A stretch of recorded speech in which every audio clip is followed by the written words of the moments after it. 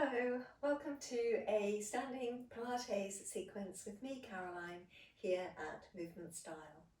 In today's sequence, we're going to work as usual with our core strength, but also with the actions through the legs and the pelvis that replicate actions of walking and running.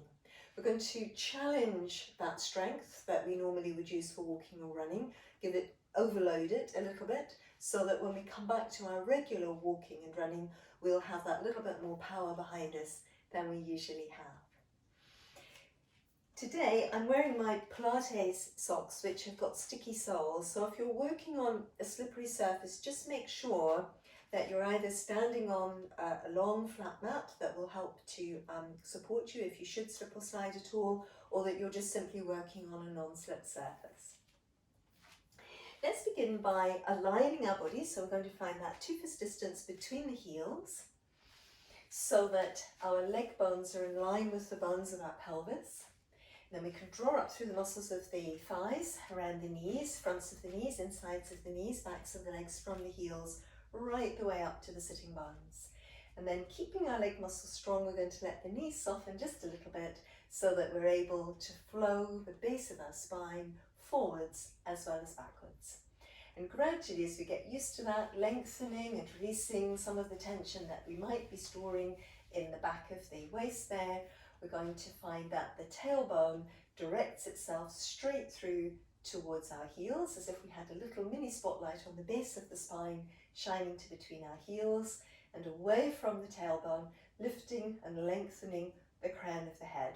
We're aiming to feel from the base of the spine all the heavy vertebrae, tailbone, sacrum, vertebrae through the lumbar spine, lifting and opening each one away from the one below until we arrive in the crown. Should be back of hips, back of shoulders, back of head level. And then we're going to add in our broad and wide scoop and hollow in the lower abdomen, the muscles of the lower abdomen contracting in a sort of smile from the pubic bone towards the crests of the hip bones. Now, as that happens, we can think from there about wrapping some strength around our waist, at the back and the sides and the front. If we imagine that we're wearing a really tight elasticated belt, just imagining the muscles in the waist really deep in and down, close to our organs, close to the spine, working, cinching in like a strong elasticated belt. And even though this elasticated belt is quite tight and it's already pulling us in, we're going to see if we can squeeze our waist away from it at the back, at the sides and at the front. And the ribs taper in towards our spine, base of the breastbone lengthens towards the inside of the tailbone. And the crown of the head still lifting tall, wide in our shoulders and our ribs at the front and at the back, and wide in the pelvis at the front and at the back. So let's draw up through our gluteal muscles again, really thread the leg strength up into the hips, feeling that the weight is pretty even between the heels and the balls of the feet, pads of our little toes down, and from here we're going to activate the muscles in the backs of our thighs to come into a squat. Breathing in, we come down, breathing out, the smile, the waist, gluteal muscles pull up, and the legs thread their strength back up into the pelvis. Now as we breathe in, moving into the squat action, tailbone moves down, but we're still trying to have that sense of elevating each vertebra away from the one below, right from the base of the spine. We're using our broad and wide scoop and hollow, the smile to help lift the pelvis, the waist strength gathers in to help lift the midsection, and the rib cage muscles around that are also supporting the weight of the ribs. So of course the legs are working. We try to activate the backs of the legs to come down, and as we draw up and the core is working, the gluteal muscles pull up, the legs thread their strength up, heels to sitting bones, the muscles on the fronts of the thighs pulling up, inside of the arch of the foot, inside knee, inside hip joint. But the idea is that each part of the body carries its own weight and that we're very centered. The strength is centering around the axis of the spine, that central column or pillar of support, so that with a surrounding strength through the trunk, and then the glutes working and the leg muscles working, we might be able to come into a few rises as well. So with the rises, the smile helps to lift the pelvis, the belt strength helps to lift the waist, Ribs are lifting the ribs. The low glutes at the side and at the back are working, plus working too hard that time, plus the main glutes are working. And we try to feel the muscles around our thighs really centering in, wrapping towards our thigh bones. The strength in the feet centering in towards the arch of the foot. So we're avoiding that kind of rise where we're just hyperextending into our ankle, but we're aiming to feel our whole body working. Whole body working. Core, hips, inside legs, outside legs.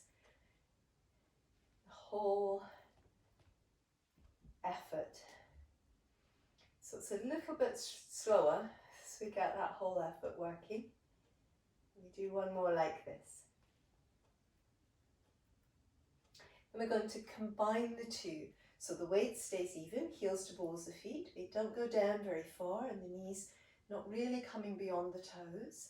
And then again we lift with our smile, the belt, the gluteal muscles working, leg strength threads up into the pelvis, waist is working and the ribs. We breathe in to lower, coming down with control. Each part of the body works to bring us back up out of the squat.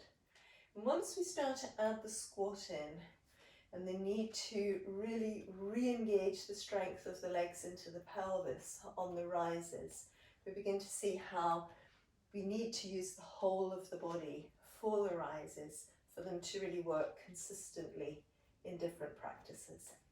So let's do this just twice more, breathing in and breathing out to align and to rise, keeping the inside legs really working. And then next time, if you're able to keep going, when we lower down, we're going to again come back into a little squat. And then from here, we're transferring the weight one side and then the other. On the weight transfer, we're aiming to keep the pelvis level. So there'll be a tendency maybe for the hip to lift up. Keep this hip pressed down. Pelvis supported from the smile. So again, people tend to hug the spine towards the inside of the hip joint. Let the inside of your spine keep lengthening away from the inside of the hip joint and support the weight of the pelvis still from the scoop and hollow in the lower abdomen, but also from the gluteal muscles. So as we move across each time, you might be feeling the work mainly in your thighs and your foot. But as you transfer the weight, deliberately pull up through the gluteal muscles and lift them up into the sitting bone, the low glutes and the main glutes, transferring across. And then you probably begin to feel, as you pull up through the glutes, you've got a lot more stability, keep the pelvis lifting away from the inside of the hip joint, and there's this freedom, the spine lengthening. Now gradually we're going to come back to that action that we felt through the legs in the rises. The sense of the leg strength threading up into the hip joint at the front, at the back, from the arch of the foot through the inside knee, the glutes lifting. We're going to see if we can come into a knee lift. Now we could just be sending the foot forward. We could just do that, or we could just transfer and extend. We don't need to actually find that knee lift, but if we feel ready, we do that. So I tend to keep indicating the pelvis staying level. But again, we can always let our arms extend to the sides to help us work with our balance. So every time as we transfer, glutes pull up before the weight goes into the leg, and then we pull through, and then we transfer, and we pull through. Now we're going to think about transferring again to your right side. If you need to take a rest, taking a rest. But as we transfer, again, drawing up through the gluteal muscles, this time a different movement into our other leg. And we're going to see whether it's possible to hold and stabilise on this right leg. So again, keep the spine lengthening from the inside of the hip joint and supporting the weight of the pelvis using the broad and wide scoop and hollow. And as your leg goes back, try to feel the strength in the back of your waist, meet your gluteal strength pulling up to meet it. So we breathe in, release back. Spine is moving up and out. Breathing in, breathing out, breathing in, breathing out. Now, From here, as we are breathing in, we might begin to add on this movement. And now in some ways, it's really beginning to look like a running action. So we reach back and then we pull through. Let's give it another couple of goes there. Yeah, inside leg has to work very hard on the supporting leg, plus the gluteal muscles have to work very hard. And then we give all of that a little shake out, but not too much of a break because we've got our second side to go. So once again, we're starting with the heels in line with the hip joints. Sitting bones dive down, tailbone the same, the smile. The imaginary too tight belt, so it's really our muscles, but we can imagine them functioning like an elasticated belt, and then we can squeeze away from it. Ribs squeeze in, collarbones open, shoulders broad, pelvis the same. So once again, leg strength pulls up into the hips, and you can even, practice, she said, not managing it, practice a rise. So the leg strength, it's in place. Feet were slightly too wide, that was why. And then holding on to the leg strength, we're going to transfer the weight. Let's transfer to your left side first, remembering to pull up through the gluteal muscles to support you. Transferring to the other side, pulling up through the gluteal muscles. You feel the leg and the foot working. And we're going to transfer to the left leg, really make sure your gluteal muscles are working. Center your foot strength and feel the muscles working in your thigh. Glutes really pulling up. So from here, again, going to squeeze the ribs in, squeeze the waist in. Small of back, lower back strength pulls up to meet the gluteal strength as your leg extends. Breathing in to come back. So the inside of the spine is lengthening away from the insides of the hip joints. And you're using this broad and wide skip and hollow to keep the weight of the pelvis hovered off your thigh bone. So we reach away, small of back, lower back strength meets glute strength. So let's flow it. Out breath, breathe in to come back.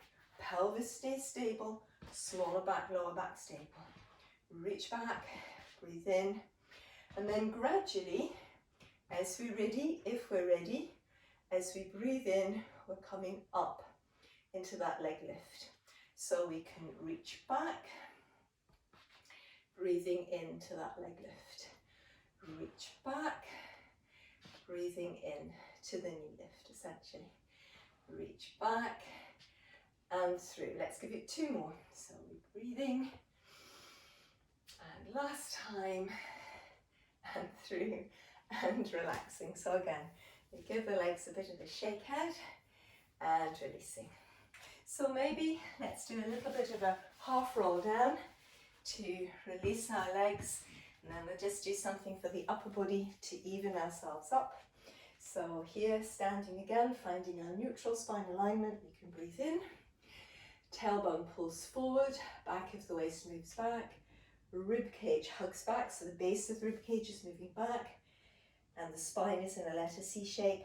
Then as we're ready, we can hinge forward, breathing in, or we can use bricks or blocks. Lengthening the front of the spine again, away from the hip joints, core strength working as much as possible to support the weight of your body. As we're ready, breathing out, tailbone dives down, our broad and wide skip and hollow, back of the waist working, glute strength threads up, shoulder blades move down the back. Here we are, we can always test, are we centered? Breathing in, the arms can lift up. Breathing out, tailbone rolls, back of the waist moves back, ribs come forwards. Once again, as we're ready, we're going to breathe in, neutral, we can hinge forward. Breathing out, tailbone rolls down, we restack through our spine, leg strength threads up into the body, and then again we can check, are we tall, are we centered?